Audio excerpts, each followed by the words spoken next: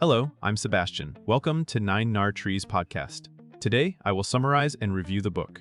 Drift, The Unmooring of American Military Power by Rachel Maddow examines how the United States gradually shifted from treating war as an exceptional, publicly debated act to treating it as a flexible policy tool managed with limited oversight. Written for general readers rather than specialists, the book connects political decisions across decades to show how legal authorities, budget practices, and institutional habits can normalize military action. Maddow traces the rise of a permanent national security posture, the expanding role of contractors, and the ways presidents of both parties accumulated latitude to use force with fewer constraints from Congress and the public. She also explores how domestic politics and media cycles can encourage short-term choices that carry long-term strategic costs. The result is a cautionary narrative about democratic accountability, not simply whether a particular war is justified, but how a system can drift toward routine warfare without deliberate consent. It invites readers to reconsider what civilian control, transparency, and constitutional checks should mean in modern American statecraft. I will give you key takeaways from this book. Firstly, from deliberate war to habitual force. A central theme is the gradual normalization of military action as an everyday instrument of policy, rather than a rare, collectively weighed decision. The book links this change to a broader post-Cold War and post-9/11 environment in which threats are framed as constant and diffuse, making it easier to justify continuous operations. Instead of a clear beginning, debate, and end, conflicts can become open-ended missions with shifting names and goals. This shift matters because democratic systems rely on friction, hearings, votes, public argument, and the political costs of committing troops. When force becomes habitual, those forms of friction weaken and the threshold for action can drop. Maddow emphasizes how this pattern affects strategy and public understanding. Limited visibility into ongoing operations can reduce scrutiny over objectives, effectiveness, and unintended consequences. It can also encourage leaders to favor tactics that appear low risk in the short term, such as raids, drone strikes, or advisory missions, even when they do not add up to a coherent long-term plan. The topic ultimately asks readers to evaluate not only specific interventions, but also the institutional momentum that makes intervention feel like the default option. Secondly, presidential power and the erosion of congressional war authority. Another major topic is how the balance of war powers can tilt when Congress allows presidents wide discretion, whether through broad authorizations, ambiguous resolutions, or simple political reluctance to take responsibility. Maddow highlights the practical reality that modern military operations often proceed without the kind of formal declarations or sustained legislative debate that earlier generations associated with war. Over time, precedents accumulate. Each episode in which a president initiates or expands military action with limited pushback becomes evidence that similar actions are acceptable next time. This dynamic is bipartisan and structural, not just a critique of one administration. The book emphasizes that oversight is not merely symbolic. Clear authorization can define objectives, set limits, require reporting, and force periodic reconsideration. When those mechanisms are absent or weak, missions can persist long after the public has stopped paying attention, and accountability becomes hard to assign. Maddow also discusses how secrecy and classification can limit the information Congress needs to govern effectively, creating a feedback loop where legislators feel unable to challenge decisions they cannot fully see. The topic encourages readers to think about constitutional design as a living practice that must be exercised, not assumed. Thirdly, the contractor state and outsourced war. The book also explores the expanding use of private contractors and what that means for cost, control, and democratic visibility. Contractors can provide logistics, security, intelligence support, and specialized services, often filling gaps created by the pace of deployments and the size of the force. Maddow treats this growth as more than a procurement detail.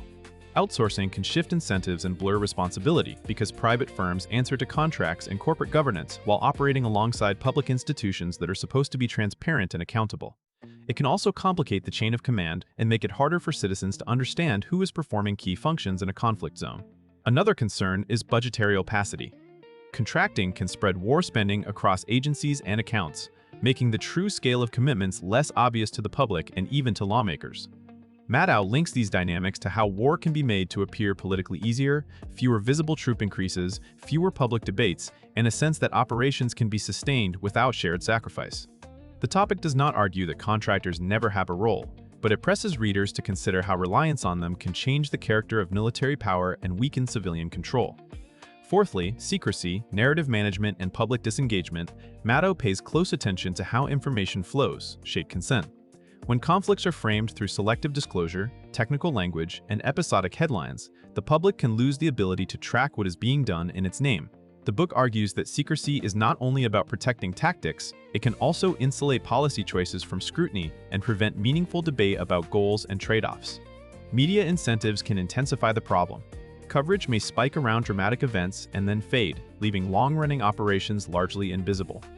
That invisibility reduces pressure on leaders to explain strategy, measure outcomes, or admit failure. Maddow also considers how official narratives can smooth over contradictions, presenting complex interventions as clean, limited, and decisive.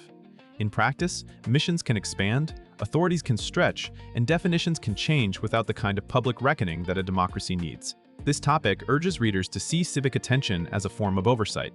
If citizens cannot follow the timeline, the legal basis, or the human and financial costs, they cannot effectively reward or punish leaders for decisions. The book therefore treats transparency and clear public accounting as strategic necessities, not mere ideals, because legitimacy and long-term policy coherence depend on them. Lastly, institutional inertia and the difficulty of ending wars.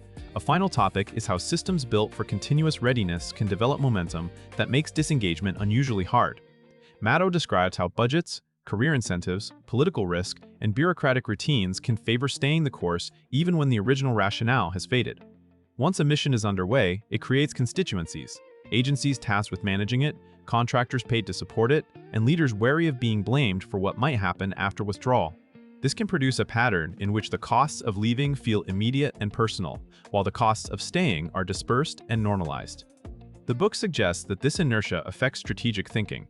Rather than asking whether a mission is still necessary, decision-makers may focus on incremental adjustments that keep it going. Over time, the public can become accustomed to a permanent backdrop of conflict, and the threshold for questioning it rises.